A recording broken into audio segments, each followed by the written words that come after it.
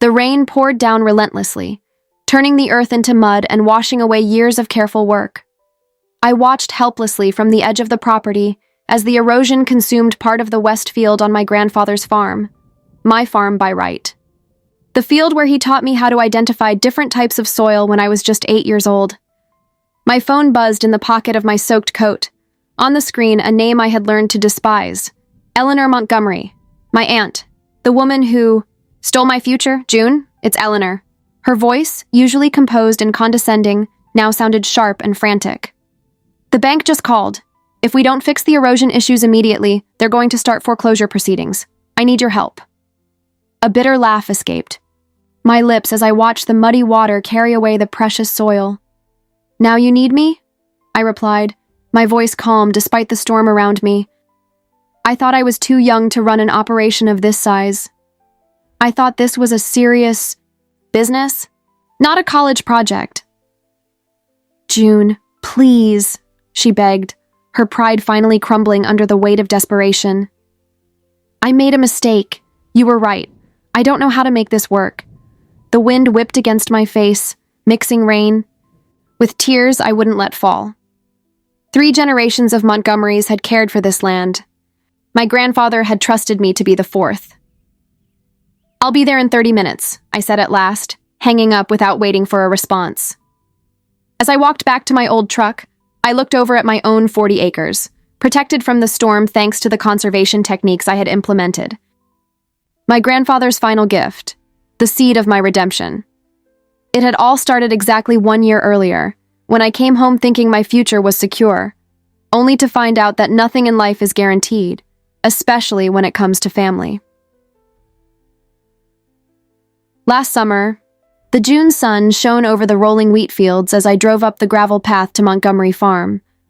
My agronomy degree from the University of Wisconsin was carefully rolled up on the passenger seat, a trophy I couldn't wait to show my grandfather, Howard. Montgomery wasn't just my only close relative since my parents passed away. He was my hero, my mentor, the person who taught me that the land wasn't something we owned, but something that served as our temporary guardian. Grandpa's old Ford F-150 was already parked by the main barn, exactly where I expected to find him at this time of day. I pulled up beside it and, for a moment, just sat there, soaking in the sight of home. 300 acres of some of the most beautiful and productive land in Wisconsin, in the Montgomery family for 4 generations. Planning to sit in that truck all day, or are you coming to give your old granddad a hug? The familiar voice snapped me out of my daydream. There he was, Howard Montgomery, 75 years old, still standing tall like an oak tree despite the decades spent working the land. His sun-weathered face broke into a smile that always made me feel like I was the most important person in the world. Grandpa, I jumped out of the truck and ran into his arms, breathing in the familiar scent of earth, machine oil, and that pine soap he always used. Let me look at you, he said, holding me by the shoulders. A full-fledged agronomist. Who would have thought that little girl who couldn't tell corn from soybeans would become a soil scientist? I was 5, I protested, laughing. And now you're going to revolutionize this old farm with all your fancy, smart ideas, he continued, pride clear in his voice. Come on, I made something special to celebrate. In the kitchen of the main house, a Victorian structure that had housed Montgomerys since 1870, Grandpa had prepared a simple but meaningful dinner. Steak from our own cattle, potatoes and vegetables from our garden, and a homemade cake I suspected. Had some help from Mrs. Jenkins at the town market. As we ate, I enthusiastically shared my plans for the farm, improved crop rotation, regenerative practices to enrich the soil, expansion into specialty organic vegetables that could be sold directly to high-end restaurants in Milwaukee and Chicago. Sounds like you've got it all planned out, Grandpa said, his eyes twinkling.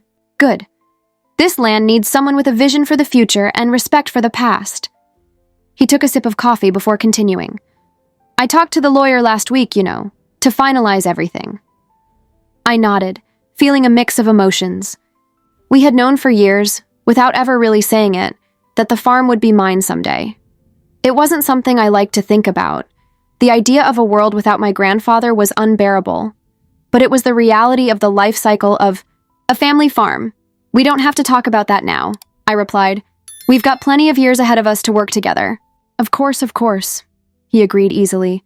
But it's good to know everything's in order. This land deserves to stay in the right hands, hands that know it and love it. We had exactly 2 days. 2 days working side by side under the bow, summer sun, planning the future, sharing stories and laughter. 2 days for me to feel whole, at home, certain of my place in the world. 2 days before I found him in the barn, collapsed beside the tractor, victim of a massive heart attack that the doctor later told me had been instantaneous. He didn't suffer. Dr. Emerson said gently at the hospital, as if that could fill the gaping hole that had suddenly opened in my life. He died doing what he loved. The following days were a blur of funeral arrangements, casseroles brought by concerned neighbors, and an apparently endless procession of local friends and acquaintances offering condolences. The farm felt eerily quiet without Grandpa's larger-than-life presence, but I kept busy with the daily chores that couldn't wait. The cows still needed milking, the crops kept growing. "You're handling this remarkably well," commented Thomas Calloway, Grandpa's neighbor and best friend, who showed up every day to help with the heavier tasks. Howard would be proud. "I don't have much of a choice," I replied, checking the feed levels in the barn. "The farm doesn't stop just because our hearts are broken." Thomas nodded, understanding. At nearly 70, he knew well the relentless rhythms of farm life. "You know, he talked about you constantly," Thomas said after a moment. "How you had a feel for the land, how you were the one to carry Montgomery Farm into the next century." "We were making so many plans," I murmured, feeling the tears I had been holding back begin to spill. There was so much I still wanted to learn from him. "He taught you more than you realize," Thomas replied, placing a comforting hand on my shoulder. "And the rest you'll figure out. The Montgomerys always find a way." A week after the funeral, I drove to the office of Walter Green, the attorney who had handled the family's affairs for decades. It was time to address the practical side of Grandpa's death, the will, the transfer of the farm, the legal details that would allow me to carry on his legacy. Walter's office was just as I remembered from the rare past visits, conservative, slightly dusty, with paper files, still dominating the dark wooden shelves. Walter, a man in his late 60s, adjusted his glasses nervously as I walked in. Something in his expression made my stomach drop before he even spoke. "June, please, have a seat," he said, gesturing to the chair across from his desk. "I'm afraid we have a complication." "Complication?" Walter sighed, pulling out a thick folder. "As you know, your grandfather was in the process of updating his will. Unfortunately, the new document wasn't finalized before he passed." I nodded slowly, already feeling a wave of unease. "The most recent valid will is this one, drafted after your parents' passing 12 years ago." Walter slid a document across the desk. As I scanned it, the words seemed to float on the page, but one line stood out with brutal clarity. "The property shall be divided equally between my granddaughter, Juniper Montgomery, and my daughter, Eleanor Montgomery." Eleanor? My voice sounded strange to my own ears. And Eleanor inherits half the farm?" Walter nodded solemnly. "Your grandfather clearly intended to change that. We had preliminary drafts leaving the entire farm to you, but legally the previous will still stands." My mind spun. Eleanor Montgomery was practically a stranger. My father's younger sister had left Riverdale the moment she turned 18, rarely returning except for the occasional Christmas vacation. She lived in Chicago, worked as a high-end real estate agent, and from what I knew, considered rural life something to be avoided at all costs. "She doesn't even like the farm," I said, more to myself than to Walter. "She never cared about this place." "I've already contacted her," Walter said softly. "She'll be here tomorrow to discuss next steps." I left the office in a daze. The certainty that had sustained me since Grandpa's death, that I would carry on his work, that I would tend the land as he had taught me, suddenly turned to quicksand beneath my feet. Eleanor Montgomery arrived driving a sleek black BMW that looked absurdly out of place on the farm's gravel road. At 58, she was a sharper, more urban version of my father, flawlessly dyed blonde hair, designer clothes, and an expression that suggested she was constantly assessing the monetary value of everything around her. "Juniper, darling," she greeted, a burst of icy air escaping from her car as she opened the door. "What an absolutely terrible tragedy. Your grandfather was, well, he was always the tough one in the family." I accepted her stiff hug, noticing how she was already looking, over my shoulder, surveying the property. "Thanks for coming," I replied automatically. "Want to come in? I just made some coffee." In the kitchen, where just 2 weeks earlier I had celebrated my graduation with my grandfather, I was now sitting with a nearly unfamiliar relative to discuss the future of everything I loved. "So," Eleanor began after a few minutes of polite small talk, "Walter filled me in on the situation. It seems we have a decision to make about the property." "Actually," I replied carefully, "I already have a plan. I can buy your share over time, using the farm's profits. It'll take a few years, but—" "Oh, sweetie," Eleanor interrupted, her tone falsely sweet. "I don't think that would be feasible. Do you have any idea how much this property is worth? 300 acres just 2 hours from Madison? The development potential here is enormous." I felt my blood run cold. Development? This is a working, farm, not land for condos. Eleanor waved her hand dismissively. "Family farms are charming, but hardly profitable in today's economic climate. We need to be practical." "Practical?" I repeated, disbelief coloring my voice. "Grandpa dedicated his life to this land. I dedicated my entire education to taking over this farm. There's nothing practical about destroying a functioning business and a family legacy." "You have impressive degrees, to be sure," Eleanor conceded, her smile never reaching her eyes. "But Juniper, let's be realistic. You're far too young to run an operation of this scale. This is serious business, not a college project." Her words hit me like a slap. For the first time, I fully understood the threat I was facing. This wasn't just about splitting assets. Eleanor was questioning my ability, my right to carry on my family's legacy. "I'm 23 years old, with a degree in agronomy and farm management, and I've spent every summer and holiday since I was 10 working on this farm," I replied, my voice trembling with barely restrained anger. "Grandpa taught me everything about this place. He wanted me to run it." "His intentions are legally irrelevant, unfortunately," Eleanor responded coldly. "And as co-owner, I have just as much right as you do to determine the future of this property." The coffee cooled between us, untouched, as the divide between us widened. In the weeks that followed, the situation deteriorated quickly. Eleanor, leveraging contacts in Riverdale I didn't even know she had, managed to get the court to name her the primary administrator of the estate, citing her considerable real estate business experience compared to my youth and lack of real-world experience.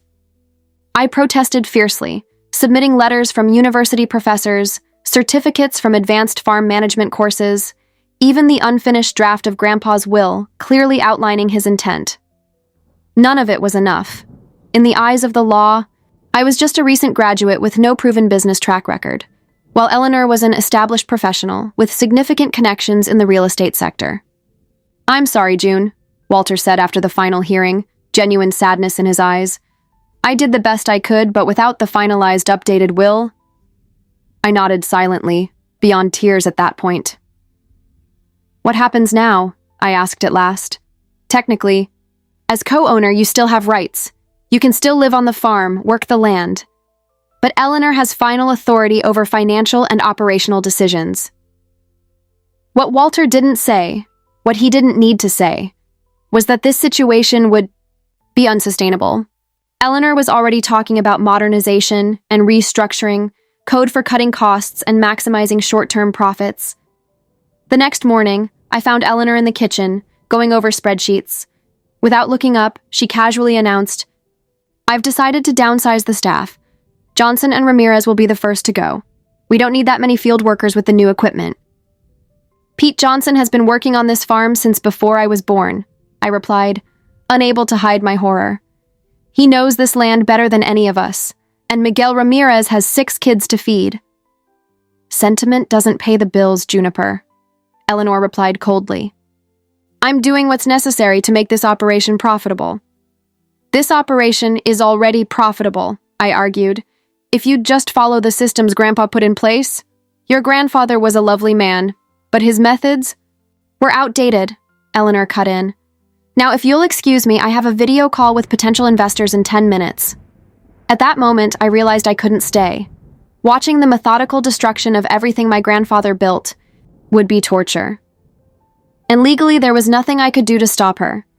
3 days later, with a heavy heart, I loaded up my truck with clothes, a few books, my grandfather's pocket watch, and the memories of a life that seemed to have ended as suddenly as it began. Thomas Calloway was there to help, his face marked by a mix of anger and sorrow. "This isn't right, June," he said as I closed the truck bed. "Howard's probably rolling in his grave." "I don't have a choice, Thomas," I replied, swallowing the lump in my throat. "I can't stay and watch what she's going to do to this place." Thomas nodded in understanding. Then, in a quieter voice, he added, "Don't go too far.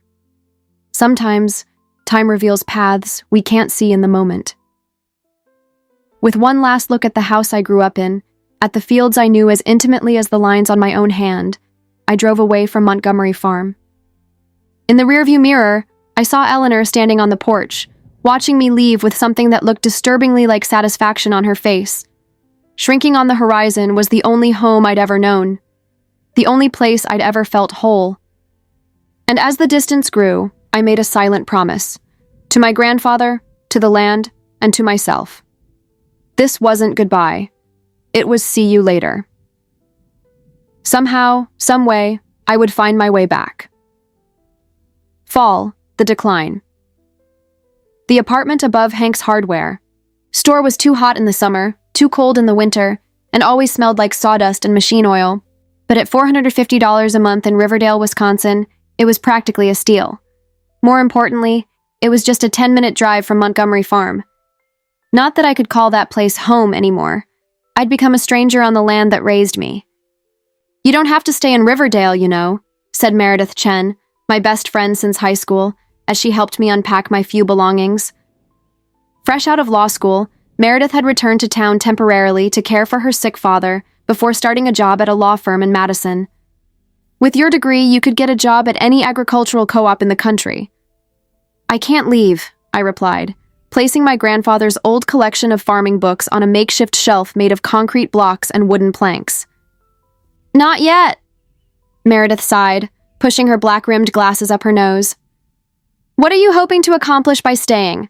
That woman has legal control, and from what you've told me, she has no interest in doing things the right way." "I don't know what I'm hoping for," I admitted, pausing to look out the small window that offered a limited view of the rolling hills in the distance, where the farm was. "But I know I can't just give up. Not yet. I landed a job at the Riverdale Agricultural Co-op thanks to a glowing recommendation from Thomas. As a crop management consultant, I helped local farmers with decisions about crop rotation, pest control, and sustainable practices. The work was rewarding in its own way, using my knowledge to help others. But with every farm I visited, every field I assessed, I felt a sharp pang of loss. All those fields belonged to someone else. They weren't my fields. It wasn't my land. "Montgomery, we've got a new client for you," called Frank Wilson, the co-op manager, on a particularly chilly October morning. "Ag engineer.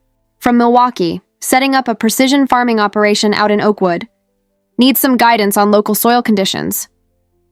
Lucas Dominguez wasn't what I expected. Tall, with curious dark eyes and an easy smile, he carried a tablet full of planting simulations and advanced climate models. "I'm trying to build a system that small farmers can actually use," he explained as we drove out to his experimental property. "Technology that's accessible, not just for the big corporate farms." As he drove, I couldn't help but notice that our route passed less than half a mile from the entrance to Montgomery Farm. Instinctively, I turned my head to look. Even from this distance, the changes were visible. The fence we had always kept impeccably maintained had sections that had fallen. The fields that were supposed to be lying fallow this fall, according to Grandpa's careful crop rotation plan, had been planted, likely with some cheap cover crop that would leach nutrients without replenishing them. "That's the Montgomery Farm, isn't it?" Lucas asked, noticing my gaze. "I heard the new owner is making big changes, talking to developers about selling off part of the land for vacation homes." My stomach twisted. "She's not the new owner," I corrected automatically. "She's a co-owner, and the land isn't hers to sell." Lucas glanced at me sideways. curiosity clear on his face. Sorry, No, I'm the one who should apologize, I interrupted, realizing my tone. It's complicated. That's my family's farm. Or it was. Lucas waited patiently as I decided how much to share. There was something in his attentive expression that made me go on. My grandfather passed away recently. The will split the property between me and my aunt, who knows nothing about farming but managed to get administrative control. But you grew up there? You know how to run it? He asked, slowing the, car as we passed. I spent every free moment there for as long as I can remember. I have a degree in agronomy, and my grandfather taught me everything I know about that specific land, every field, every stream, every shift in the soil. I looked out the window at the neglected fields. And now I'm watching it be ruined by someone who sees only dollar signs, not living land. Lucas was quiet for a moment. I'm sorry, he finally said, with a sincerity that surprised me. Losing a place you love like that, it's like losing a part of yourself. I looked at him with new appreciation. That's exactly it. In the weeks that followed, I settled into a routine. I worked at the co-op during the day, often collaborating with Lucas on his innovative project. At night, I drove the back roads surrounding Montgomery Farm, watching from a distance as Eleanor implemented change after painful change. The natural windbreaks my grandfather had carefully maintained to prevent erosion were being removed to maximize arable land. The small wetland in the northeast corner, home to countless bird species and vital for the property's water balance, was being drained. And the experienced workers, people I'd known since childhood, were being replaced with cheaper seasonal laborers. She's draining the life out of the land, I said bitterly to Thomas during one of our weekly lunches at Earl's Diner. All for a quick grab at value. In 5 years, there'll be nothing left but dead soil. Thomas stirred his coffee thoughtfully. Howard predicted something like this, you know. Not specifically with Eleanor, but he always feared what might happen to the land if it ended up in the wrong hands. He should have finalized the new will, I muttered, feeling the familiar sting of anger at how unfair it all was. Well, about that. Thomas hesitated, then lowered his voice. There's something you need to know. Come by my place after work today. I've got something to show you. Thomas's small farm was as spotless as ever, his 120 acres managed with the same meticulous care my grandfather had devoted to ours. As we sat at his kitchen table, Thomas slid a folder across to me. Howard asked me to hold on to this until after your graduation. With everything going on, I completely forgot about it until the other day when I was sorting some papers. With slightly trembling hands, I opened the folder. Inside were legal documents, a deed, and a handwritten letter in my grandfather's familiar script. What is this? I asked, confused. Read the letter. Thomas said gently, My dearest June, if you're reading this, then 2 things are true. You've completed your education. Congratulations, my love. And I'm no longer there to see the extraordinary farmer I know you'll become. I hope these documents are redundant, that my updated will has already secured your right to Montgomery Farm, but I've always been a man who believes in insurance policies, and this is my policy, for you and for the land we both love. Enclosed is the deed to 40 acres adjacent to our main property, the old Peters tract that's been unused for years. I quietly bought it last winter and placed it directly in your name as a graduation gift. It's not as big as the main farm, but it's good land, with water access and the potential to become something special in the right hands. Your hands. Think of it as your graduation project, a chance to implement all the new ideas you're bringing home from college without my old stubborn head getting in the way. Always remember, we are stewards, not owners. The land will outlive us all. With all my love and pride, Grandpa. Tears streamed freely down my face as I finished reading. With shaking hands, I examined the other documents. The deed was indeed registered in my name only, dated just 2 weeks before Grandpa passed. 40 acres, I murmured, almost in disbelief. He left me 40 acres. Good land, too, Thomas commented. It borders the southwest corner of the main farm. It's got that little rise overlooking the valley. Howard always said it was the prettiest spot on the whole property. I knew the land well, a mix of open field and small woods, with a creek, winding through the eastern edge. It wasn't the whole farm, not even close, but it was something. A piece of Montgomery land that was still mine. Does Eleanor know about it? I asked. Thomas shook his head. From what I understand, Howard kept the purchase very quiet. Paid in cash, no financing. The deed was processed directly in his name. I doubt Eleanor has any idea. For the first time since my grandfather's death, I felt something that had been missing for a long time. Hope. It wasn't just about the land itself, though 40 acres was significant, but what it represented. A vote of confidence from Grandpa. A statement of his belief in me. I don't know what to do with this, I admitted. Thomas smiled, his eyes glinting with something that looked a lot like mischief. You don't. I think you do. You're Howard's granddaughter, after all. And he was right. As I held those papers, ideas and possibilities were already beginning to bloom in my mind. It wasn't the full Montgomery Farm, but it was a start, a place to put down roots again, a starting point. I need to see the land, I decided, standing up abruptly. Today. Now.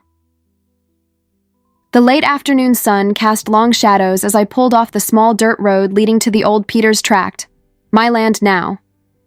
Thomas had followed in his own truck, and together we walked the perimeter of the property while the golden autumn light bathed the fields. Grandpa was right, I said, pausing at the top of the little hill. It's the most beautiful spot in the area. From there, I could see not only my newly discovered 40 acres, but also the familiar fields of the Montgomery Farm stretching off into the distance. On one side, my past, on the other, maybe, my future. The land had been left fallow for years, ever since Old Man Peters died without any heirs interested in farming. The soil had recovered, rich with native vegetation that had returned during the years of rest, pure potential. What are you thinking? Thomas asked, watching my gaze sweep across the property. A plan was beginning to form, still hazy, but becoming clearer by the second. I'm thinking that 40 acres isn't enough to compete with large-scale operations and traditional crops, I said slowly. But it's perfect for high-value intensive farming, specialty organic vegetables, maybe a few experimental crops, a CSA system geared toward high-end restaurants. The possibilities spun through my mind, exactly the kind of operation I'd dreamed of launching on the main farm, but tailored to a smaller scale with maximum efficiency. It'd be a lot of work, Thomas observed, especially starting from scratch. I've got 2 hands and a brain, I replied, a fierce determination rising inside me, and knowledge no amount of money can buy about the climate, soil, and conditions of this particular region. As we stood there, the autumn wind rustling through the tall grass, I felt a presence that was almost tangible. It wasn't superstition. I didn't believe in ghosts, but in that moment, my grandfather's presence felt as real as the ground beneath my feet. What do you think, Grandpa? I asked silently.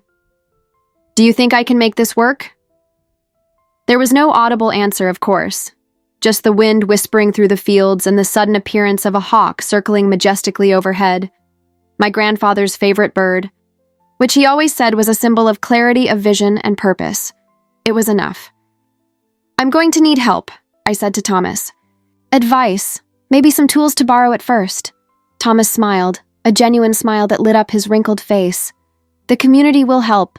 Not everyone's happy with what your aunt is doing to Montgomery Farm. Howard had a lot of friends around. Here. And I need to keep this a secret from Eleanor, at least for now, I added. Until I have something established. Thomas nodded, understanding. A Montgomery back on the land. Howard would be proud. Hell, I'm proud. As the sun began to set, I cast one last look toward Montgomery Farm in the distance. The fields I still loved, the house that still wept. Then I turned deliberately toward my own land, my own 40 acres. Let's get started, I said, the first genuine smile in months spreading across my face. There's a lot of work to do before winter comes. Wisconsin winters don't forgive beginners, and they certainly don't forgive those who think they understand their whims. During the first major snowfall in December, I woke at 4 in the morning to drive to my 40 acres and check on the small experimental greenhouse I'd set up with Lucas's help. The thermometer read -10 degrees, and the icy wind turned each breath into a dense cloud that instantly froze on my scarf. "You really want to do this?" Lucas had asked weeks earlier as we unloaded building materials from his truck. "Start a farming operation in winter in Wisconsin?" "It's not ideal," I admitted, smiling despite the cold already creeping through my gloves. "But I can't wait until spring. Time's something I don't have." The truth I hadn't said out loud was that I needed the hard work. I needed purpose, a connection to the land, even if that connection came through frozen fingers and days that began in the dark and ended the same way. The little greenhouse, built with recycled materials and the collective knowledge of half the farmers in Riverdale, wasn't pretty, but it worked. Inside, carefully arranged in neat rows, were my hopes for the future. Seedlings of specialty vegetables and herbs I planned to sell to high-end restaurants in Madison and Milwaukee.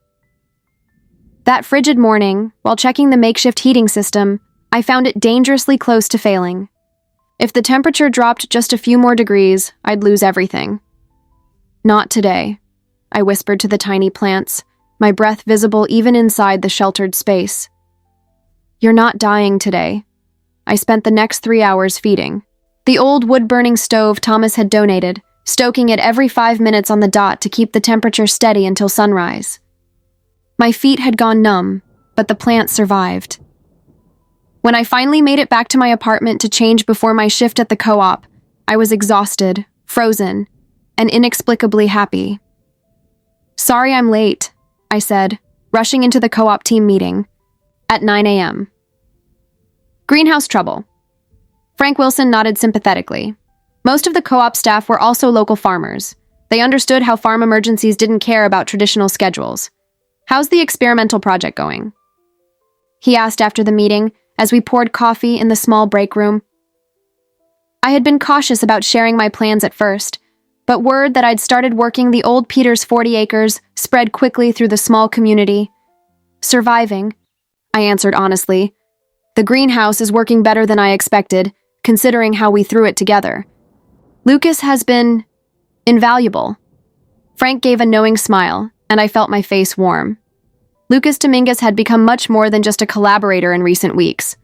Our long conversations about sustainable farming systems often continued over improvised dinners, and his unique blend of technical knowledge and respect for traditional wisdom reminded me of my grandfather. Although, I admitted to myself, I had certainly never looked at my grandfather the way I sometimes caught myself looking at Lucas. "He's a good guy," Frank said casually, "and he's got a pretty high opinion of you too." I quickly changed the subject, but the comment stayed with me throughout the day. In the middle of the losses and struggles of the past few months, something new and unexpected was growing, just like the stubborn little seedlings in my greenhouse, facing the harsh Wisconsin winter. Riverdale's ongoing connection to Montgomery Farm meant I got regular updates whether I wanted them or not. "Eleanor fired the last permanent employees yesterday," Meredith said during one of our movie nights in my tiny apartment. "Pete Johnson came to my dad's office to ask about his retirement benefits. He worked there for 32 years, June. 32 years, and she let him go with 2 weeks' notice." I closed my eyes, feeling that familiar mix of sadness and anger. Pete had taught me how to drive a tractor when I could barely reach the pedals. He knew every inch of the farm, every quirk of the land. "And the worst part," Meredith continued hesitantly, "he said they're using chemicals your grandfather would have never allowed. Heavy synthetic fertilizers, cheaper and more toxic. Pesticides. She's poisoning the land," I murmured, a physical ache tightening in my chest. "For short-term profit, she's destroying decades of careful stewardship." "Can't you do anything legally?" Meredith asked, her lawyer instincts kicking in. "There has to be some environmental clause she's violating." "As long as she stays within the broad boundaries of state regulations, which are shamefully lax when it comes to agriculture, there's not much that can be done," I replied, repeating the painful conclusion I had already come to. Legally, she has every right to destroy that land in the name of profit. Meredith shook her head, frustrated. Never thought I'd say this as a lawyer, but sometimes the law just isn't fair. That night, after Meredith left, I stood by my window staring out toward the farm, invisible in the darkness of the winter night. The knowledge of what was happening there, the betrayal of the land, my grandfather's legacy, everything I held sacred, haunted me. But then my eyes drifted to the small calendar on the wall where I had meticulously tracked the growth of my seedlings, the plans for spring, the schedule to turn my 40 acres into something my grandfather would recognize as true farming, sustainable, responsible, and deeply connected to the health of the land. I couldn't save the whole farm, not yet. But I could preserve the knowledge, the techniques, the philosophy I had learned from generations of Montgomerys. And maybe, just maybe, create something that could one day grow beyond the borders of my small 40 acres. January brought even more brutal temperatures and an ice storm that left Riverdale without power for nearly a week. Miraculously, the backup power system Lucas had designed for my greenhouse worked, saving my precious plants. "You're basically a wizard," I told him when we finally got to check the greenhouse after the roads had cleared. "How did this survive when half the town's in the dark?" Lucas smiled, checking the sensors he had installed. "It's not magic, it's redundancy.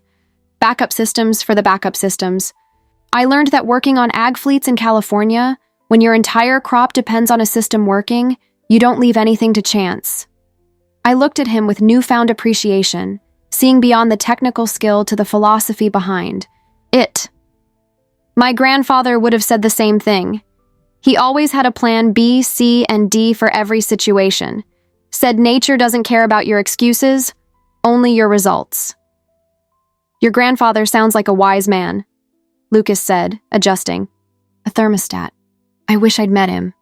"He would have liked you," I replied without thinking, then blushed when Lucas gave me a surprised look. A comfortable silence fell between us as we worked side by side, checking plants, adjusting systems. It was a rhythm we had perfected over the past few weeks, moving in sync, anticipating each other's needs, often communicating without words. "I've got an idea for spring," Lucas finally said as we closed up the greenhouse. "An integrated water management system for when you expand into open fields. It would maximize every drop of water and minimize erosion." "Sounds perfect," I replied, already picturing the possibilities in my mind. "I can show you the field plans tomorrow, if you have time." "I always have time for you," he said simply, and something in the way he looked at me made my heart skip a beat despite the bitter cold. February brought the first truly alarming news about the Maine farm. She signed a preliminary contract with Lakeside Development, Thomas informed me during our weekly lunch, his expression serious, to sell 100 acres of the northern section for a vacation home subdivision. The cup in my hand slipped, spilling coffee on the table. "She can't do that," I protested instinctively. "That land was never meant for development." "Legally, she can," Thomas replied gently. "As the executor, she has the authority to make those decisions, as long as they're seen as potentially increasing the property's value." "Those 100 acres include the wetland, don't they?" I asked, though I already knew the answer. "The natural habitat Grandpa protected for decades." Thomas nodded sadly. "First place she wants to drain and level, from what I've heard." I felt physically sick. The northern marsh, with its rare birds and vital role in the property's water management, had been one of my grandfather's favorite places. "That wetland prevents flooding in the lower fields," I said, thinking aloud. "If it's drained, the first big rain." "Erosion would be catastrophic," Thomas finished, understanding the implications. "But I doubt she's taken the time to learn about the property's delicate water balance." I spent the following days in a state of quiet anguish, picturing every ancient tree cut down, every nest disturbed, every carefully maintained ecosystem destroyed in the name of development. But beneath that sadness, something else was beginning to grow: determination. "We need to start planning for spring," I announced to my small makeshift team at the end of February. Gathered in the little back room of the co-op after hours were Lucas, Meredith, Thomas, and 2 former Montgomery Farm employees who had offered to help in their spare time. Pete Johnson and Miguel Ramirez. The thaw will start in a few weeks, I continued, spreading out meticulously drawn maps of my property. As soon as the ground is workable, we need to implement our systems immediately. As I explained my plans, specific crops chosen for their value and suitability to our unique microclimate, low-impact irrigation systems, soil prep using regenerative techniques, I noticed approving glances exchanged between Pete and Thomas. "What is it?" I asked, pausing mid-explanation. Pete smiled, emotion clear on his weathered face. "You sound just like Howard, that same mix of careful planning and deep respect for the land." "That's quite the compliment," I replied, feeling a lump rise in my throat. "And where will the money come from for all this?" Meredith asked pragmatically, always the voice of reason. "Specialty seeds, irrigation systems, equipment. It won't be cheap." It was the question I had been avoiding. My co-op salary barely covered my basic expenses, and the small emergency fund Grandpa had left me directly was nearly depleted after the initial investments in the greenhouse. "I have some savings," Lucas offered unexpectedly. "It's not much, but it could cover part of the startup supplies." "I can't accept," I began. "Consider it an investment, not a donation," he cut in. "I believe in this project, and in you." Thomas cleared his throat. "I've got some equipment I don't use anymore, and I suspect plenty of others in the community have tools they'd be willing to lend. And I've got friends at 3 restaurants in Madison who are very interested in ultra-fresh local produce," Miguel added. "Especially if there's a good story behind it, and we've got a strong story." The meeting continued, with ideas and offers of support coming from all directions. By the time we wrapped up, we didn't just have a plan. We had a real support network, people who believed in what I was trying to build. As we packed up to leave, Lucas lingered behind, waiting until we were alone. "You know why everyone's helping, right?" he asked softly. I shook my head, honestly unsure. "Because this isn't just about the 40 acres, June," he said, his eyes serious. "It's about preserving something that matters. The knowledge, the philosophy, the approach your grandfather stood for. And now you do too." His words struck something deep within me. The realization that even though I had lost the physical farm, I was the keeper of something just as valuable. A way of life, a form of integrity with the land that was becoming increasingly rare. "Thank you," I whispered, unable to fully express what his support meant. "For believing in me." "Always," he said simply, and for a moment, Wisconsin's brutal winter felt a little less cold, a little less dark, a little less unforgiving. Outside, February still reigned with icy authority. But inside me, and inside the small greenhouse, bravely standing on my 40 acres, spring was drawing near. The first truly warm day of April arrived like a blessing. After months of relentless cold, the sun finally warmed the ground enough for us to begin open field planting. I woke up before dawn, a habit I had never broken since my days on my grandfather's farm. There was something sacred about the early morning hours on a rural property, the world still asleep, the air clean, the feeling of infinite possibilities. When I arrived at my 40 acres, a surprise was waiting for me. 3 trucks were already parked at the entrance, and a small crowd of people moved efficiently across the field. Pete and Miguel, of course, but also at least 10 other Riverdale residents, including several local farmers I knew from the co-op. "What's going on here?" I asked Thomas, who was organizing tools on a makeshift table. "First day of planting," he replied casually, as if it were obvious. "We needed extra hands." But I didn't ask. "You didn't have to," interrupted Frank Wilson, carrying a box of seedlings from the greenhouse. "Howard Montgomery helped every one of us at some point. Now it's our turn to help his granddaughter." I looked around, speechless, as the community I'd known my entire life rallied to turn my 40 acres of bare land into a working farm. With experience born from generations of working the land, they followed my carefully crafted plans, planting precise rows of specialty vegetables and herbs I'd selected for my niche market. Lucas arrived a little later, bringing the drip irrigation system we had designed together over the winter. "Brought reinforcements," he said, pointing to his truck, where two fellow engineers were unloading equipment. We'll finish installation today if we work until sundown. That day, under the spring sun, I witnessed something I thought I had lost forever. The spirit of the farming community, the same hands and hearts that had supported each generation of Montgomerys for over a century. It wasn't charity. It was reciprocity, the invisible but unbreakable fabric that had held Riverdale together for generations. By sunset, I had a fully planted field, a state-of-the-art irrigation system up and running, and a small but promising farm that, while not the ancestral operation I had lost, was undeniably mine. We need a name, Meredith said 2 weeks later as we walked through the rows of young but already thriving plants. Something for product labels, business cards, website. I paused, considering. I hadn't thought about naming my little operation. It felt like a formality for something so deeply personal. How about June's Acres?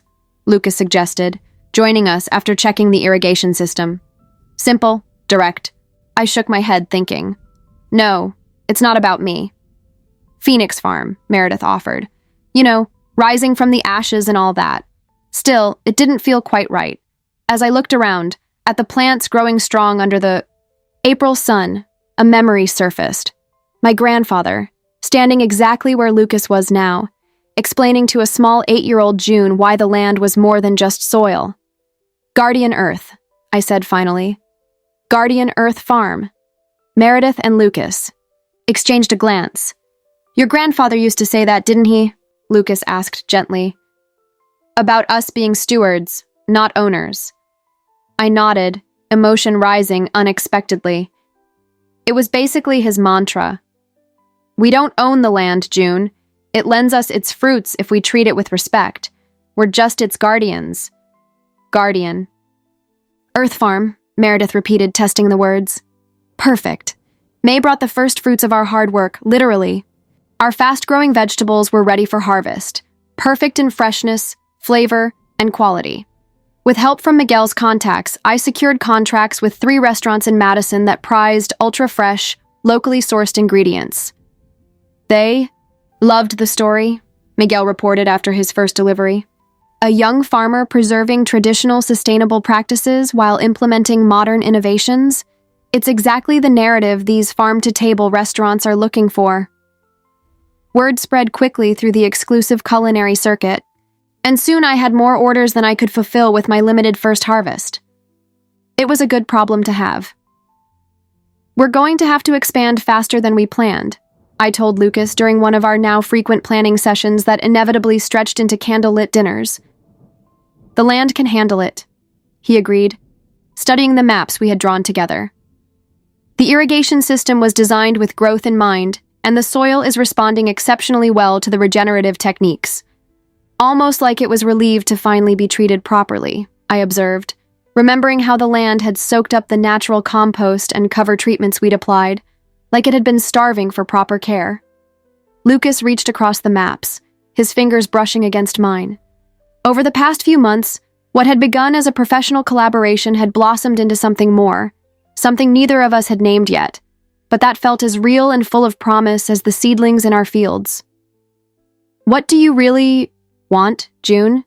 He asked gently. Long term, I mean. The question caught me off guard, even though it was something I thought about constantly. I want to prove her wrong, I answered honestly. Not just for revenge, but because the mindset Eleanor represents, land as a commodity, farming as a way to extract quick value, is destroying rural communities and the very soil we depend on. I paused, gathering thoughts that had been forming over months of solitary work in my greenhouse. But more than that, I want to build something sustainable, something that honors my grandfather's knowledge while embracing new discoveries, something that could be a model for other young farmers facing the same economic and environmental challenges. Lucas nodded, squeezing my hand. I think you've already started doing exactly that. As Terra Guardian Farm continued to thrive, troubling reports kept coming in from the main property. Eleanor had let go of the last of the old staff and hired a corporate farm management company to oversee operations, people with no specific knowledge of the land, using generic approaches often ill-suited to Montgomery Farm's unique microclimate and soil conditions. They sprayed pesticides on the east field during 25 mph winds yesterday, Thomas reported, visibly upset. Half of it probably drifted into the creek. And those 100 acres she sold to the lakeside development? I added bitterly. They started leveling the wetland last week, with zero regard for the underground water systems. Each new story felt like a small blow, but I tried to stay focused on what I could control. My own land, my own operation. In early June, Lucas and I were checking the west field when we spotted a familiar car coming up our access road. Eleanor's. Sleek black BMW. "What is she doing here?" I muttered, tension immediately running through me. Eleanor stepped out of the car, as out of place as ever in her perfectly tailored designer outfit against the rural backdrop. For the first time, I noticed she looked drained, dark circles visible even under her carefully applied makeup, her usually flawless haircut slightly unkempt. "Juniper?" she called, walking toward us in high heels, completely unsuited for a farm field. "We need to talk." Lucas placed a protective hand on my arm. "Want me to stay?" "It's okay," I assured him. "I'll meet her at the gate." Eleanor took in our fields with an expression that was hard to read. Surprise, maybe something more calculated. "I heard you set up an operation out here," she began without preamble as I approached. "Peters sold off this parcel, huh? Smart move on your part." "This land was a gift from Grandpa," I replied coldly. "He bought it for me before. He passed?" Something like irritation flashed across her face. Howard was always sentimental, a liability in business. "What do you want, Eleanor?" I asked flatly. "I doubt you came here to admire my farm." She hesitated, clearly uncomfortable. "We're facing a few challenges on the main property," she finally admitted. Issues Howard probably would have anticipated with his knowledge of the land. "What kind of issues?" I pressed, though I already had my suspicions. "Water management problems, mostly," she answered vaguely. "After some of the recent changes to the property." "You mean after destroying the wetland that had acted as a natural flood control system for hundreds of years?" I shot back, unable to hide my bitterness. "Or after removing the windbreaks that prevented soil erosion?" Eleanor pursed her lips. "I see you've been keeping up." "Riverdale is a small community, and people care about that land, even if you don't." She ignored the jab. "I'd like to hire you as a consultant, just temporarily, to address some inefficiencies in the current operations." The audacity left me momentarily speechless. "You kicked me out of my own home?" I finally replied, keeping my voice steady with effort. "Said I was too young to manage an operation of that size, and now you want to hire me as a consultant?" "I'm willing to pay generously," she went, on as if she hadn't heard me. "And it would be strictly advisory. The executive decisions would, of course, remain mine." "Of course," I echoed, not bothering to hide the sarcasm. "The answer is no, Eleanor. You chose your path. Now you have to deal with the consequences." Her eyes narrowed. "I thought you cared about that land. If you really did, you wouldn't refuse to help just out of spite." The comment hit its mark, but I held my ground. "I care deeply, but I can't fix the damage you're causing while you keep causing more. It would be like putting bandages on wounds you refuse to stop reopening." Eleanor opened her mouth to argue, but just then her phone rang. The brief conversation that followed left her visibly tense. "I have to go," she said abruptly. "Think about my offer, Juniper. It's still on the table." As I watched her car drive off in a cloud of dust, Lucas approached. "Trouble at the main farm?" he asked. "Looks like it," I replied, "and I suspect it's only just beginning." The prediction came true sooner than anyone could have imagined. 2 weeks after Eleanor's visit, an unprecedented storm hit the county, the kind that used to come once in a century but had become dangerously common with climate change. Torrential rain fell for 18 straight hours. Small creeks turned into raging rivers, and rivers overflowed into the fields. At Guardian Earth Farm, our meticulous water management planning was put to the ultimate test. Lucas and I spent the entire night checking barriers, redirecting water flow, protecting vulnerable crops. By dawn, when the rain finally eased, I assessed the damage. Some losses in low-lying areas, but overall, our preventive measures had held. Most of the crops were intact, protected by carefully designed drainage ditches and strategically planted cover crops. That's when my phone rang. Thomas, his voice urgent. "You need to see this, June," he said without preamble. "The north field of the main farm, it's total devastation." I jumped in my truck and drove to the access road that ran near the northern edge of Montgomery Farm. What I saw made me sick. Where the natural wetland used to absorb and slowly filter the excess water, there was now an improvised lake spreading across acres of farmland. The muddy water was carrying away the precious topsoil, generations of careful cultivation literally being washed away. Part of the area recently cleared for the lakeside development had simply collapsed, creating a mudslide that blocked the county road, and in the middle of the chaos, drenched and visibly panicked, stood Eleanor, shouting useless orders to helpless workers, overwhelmed by the unleashed fury of nature. I parked and walked up to the fence that now separated my family's land from me. Muddy water swirled around my boots, carrying away not just soil, but decades of family history. "We tried to warn her," said Thomas, appearing beside me. "We all did." I didn't answer, unable to look away from the destruction. That particular field was where my grandfather had taught me to drive a tractor, where we'd spent countless summer mornings checking crops, where he'd told me stories about my father as a boy.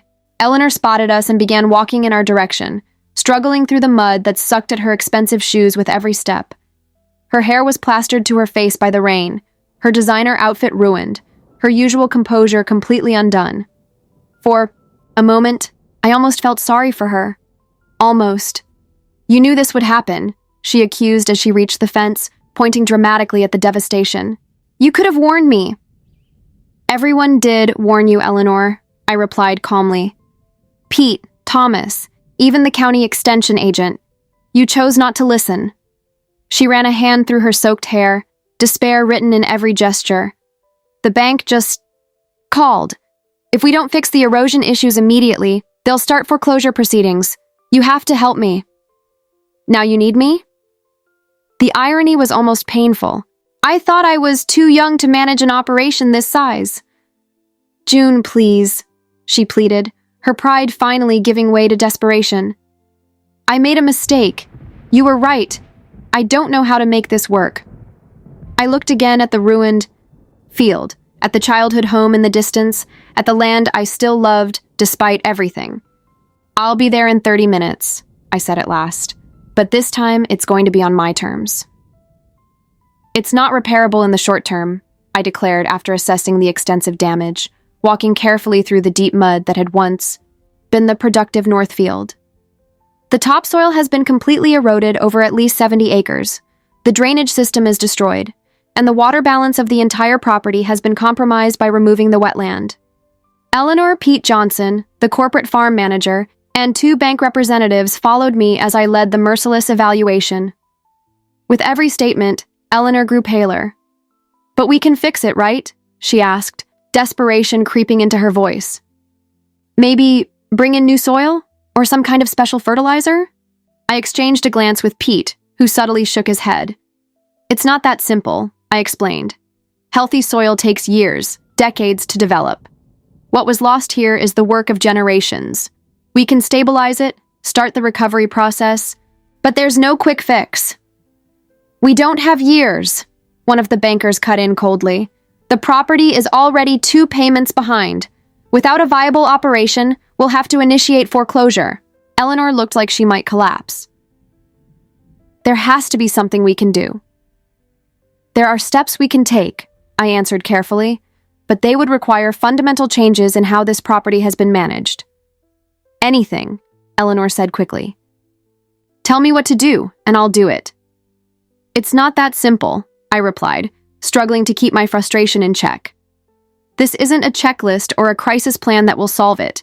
It's a complete shift in philosophy, a whole new relationship." With the land, the bankers exchanged skeptical glances. The corporate farm manager, a man from Chicago who had clearly never gotten his hands dirty, checked his tablet impatiently. Maybe we should discuss this in private, I suggested to Eleanor. Then we can present a formal plan.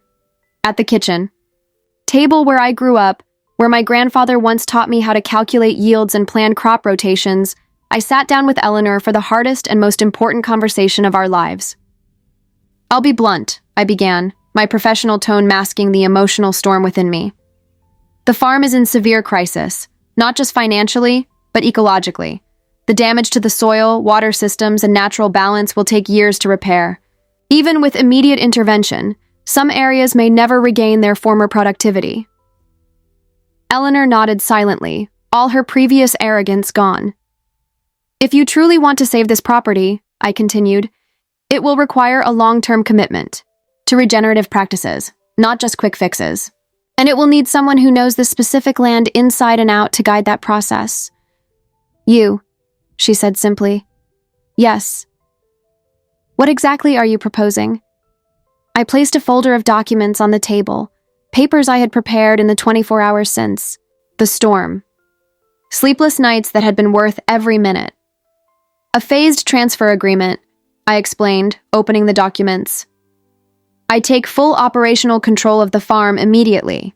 Legal ownership would be gradually transferred to me over 5 years, with payments based on the profits generated by the operation itself. Eleanor reviewed the documents, her expression unreadable. And me? You'd receive a modest upfront. Payment plus quarterly performance-based payments. Considering the current condition of the property, it's significantly less than its original market value, but far more than you'd get in a foreclosure. She flipped through the pages slowly. And these conservation clauses? Non-negotiable, I said firmly. 250 of the 300 acres will be permanently protected for agricultural use through a conservation easement. No future development, no partial sales. Eleanor closed the folder, considering. For a moment, I saw the calculation in her eyes. A search for some counter-strategy, some way to retain control. Why would I accept this? She finally asked. I could file for agricultural bankruptcy, restructure the debt. You could, I interrupted. And you'd spend the next 3 years in court, with legal fees piling up, while the land keeps deteriorating and losing value. Or you could take a clean exit with guaranteed money and leave the farm in the hands of someone who actually cares about it. Eleanor looked out the window at the devastated fields, then back at me. Did you plan this from the beginning, waiting for me to fail so you could take it all back? The accusation caught me off guard. Believe it or not, Eleanor, I wish none of this had happened. I wish Grandpa were still alive, that the land had never been damaged, that the wetland still existed. But this is where we are, and I have to deal with the reality we have, not the one I wish we had. Something in my words seemed to finally get through to her. For the first time, I saw a flicker of, not regret exactly, but maybe recognition. You really love this place, don't you? She asked quietly. Not just as a business or an asset, but as a place. It's part of who I am, I replied simply. Eleanor took a deep breath, then gestured toward the documents. I'll need my lawyer to review this, obviously. But preliminarily, I think we may have a deal. 3 days later, in a tense meeting with lawyers from both sides, Meredith firmly at my side, we signed the documents. Eleanor would receive an upfront payment enough to cover her most pressing personal debts, followed by quarterly payments for 5 years. I would assume full operational control, responsibility for all existing debt, and gradual legal ownership of Montgomery Farm. Congratulations, Meredith whispered as the others exchanged formal handshakes. You did it. But as I watched Eleanor sign the last page, I didn't feel triumphant, only a solemn resolve and the weight of the immense responsibility I had just taken on. Where do we start? Lucas asked that night as we walked the damaged property, assessing the scope of what lay ahead. He had been my rock through the frantic days of negotiation, bringing technical knowledge that complemented my deep familiarity with the land. Damage control first, I said, watching the setting sun cast a golden glow over the ravaged fields. Stabilize erosion zones before the next storm makes it worse. Then regenerative measures, cover crops, planting native trees in the hardest hit areas, rebuilding the windbreaks. I stopped on the hill that had always been my favorite spot on the property, the place where my grandfather used to park the tractor at the end of the day to check our work, as he used to say. It won't be fast, I continued, more to myself than to Lucas. Years, not months, and some of the damage is permanent. Lucas took my hand, his steady presence grounding me.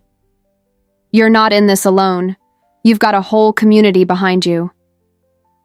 And I've got you, I said, turning to him with a question in my eyes I hadn't dared to voice before. You do, he confirmed gently, for as long as you'll have me, there in the twilight, with the wounded but still living earth beneath our feet, we shared our first kiss, gentle, hopeful, and filled with unspoken promises of futures grown together. Summer passed in a whirlwind of relentless work on two fronts. Terra Guardian Farm continued to thrive, with our specialty crops becoming more sought after by high-end restaurants. Meanwhile, Montgomery Farm slowly began its long road to recovery. Pete Johnson returned as field manager, bringing with him decades of knowledge about the land. Miguel Ramirez oversaw a crew focused on conservation efforts. Thomas provided wisdom and moral support on the hardest days. And Lucas split his time between refining our operation on the original 40 acres and designing innovative water management systems for the damaged fields. Word spread quickly through the farming community. Howard Montgomery's granddaughter had reclaimed the family farm. Soon, former workers began showing up, offering help. Neighbors lent equipment. The co-op organized a community work day to rebuild damaged fences.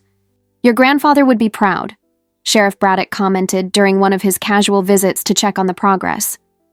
Not just because you got the land back, but because of how you're doing it, with the community, honoring the past while looking toward the future. At night, after exhausting days of physical labor, I'd sit on the porch my great-great-grandfather had built, listening to the familiar sounds of the farm settling down for the evening. Occasionally, Lucas would join me, his arm around my shoulders, his natural optimism balancing out my steadier determination.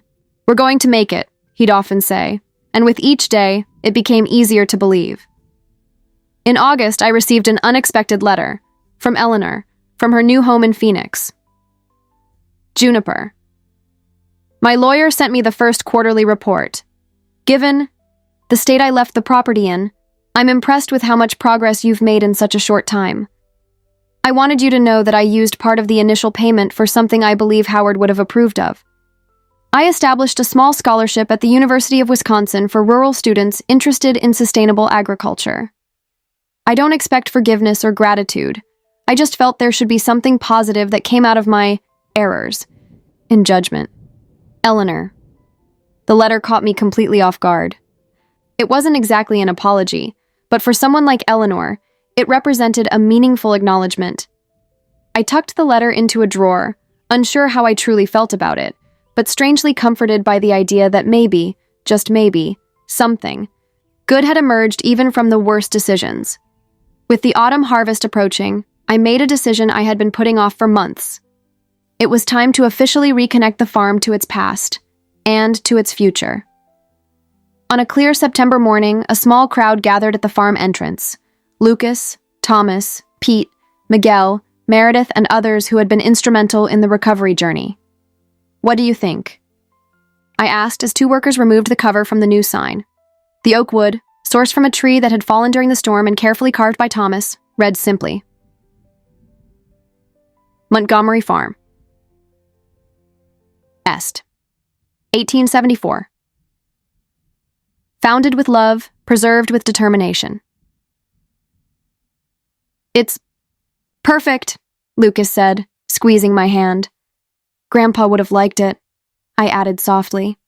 As we stood admiring the sign, Thomas cleared his throat. Howard always said this land would eventually find its way back into the right hands. I think he was right, as always. That night, after everyone had gone, I stood alone in the east field, the first to begin healing thanks to our intensive restoration efforts. Green shoots of winter wheat were already emerging from the once barren soil, stubbornly declaring life and renewal. We did it, Grandpa, I whispered to the gentle breeze. It's not perfect, not yet, but we're on the right path. There was no audible reply, of course.